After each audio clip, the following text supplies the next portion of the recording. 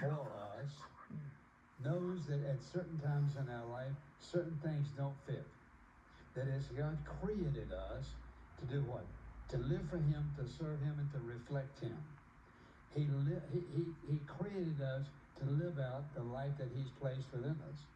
Whenever I want something He doesn't want me to have, and I insist on having it, I'm being impatient. Whenever we push God, Lord, I've waited long enough. It's time for me to have what I want. Watch this.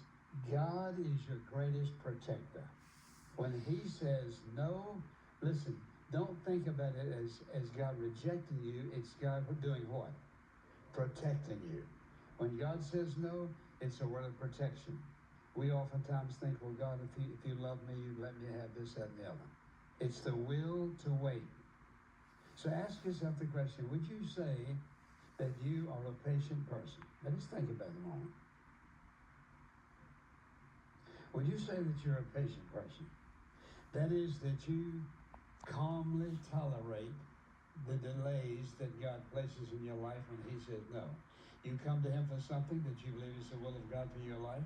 You ask Him about it, and yet, watch this. Here's what happens. You ask the Lord about it, and you don't hear anything. And you ask Him about it, and you don't hear anything. And so you say, well, God had that. Well, it must be okay because God didn't tell me I couldn't. Don't ever go that route.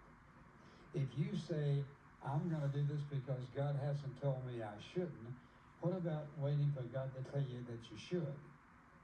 And so we can manipulate the word, and we can manipulate circumstances in order to justify our own desires, when oftentimes they are handicaps in our life. They're the seeds of destruction in our life because we're not willing to wait for God. Listen,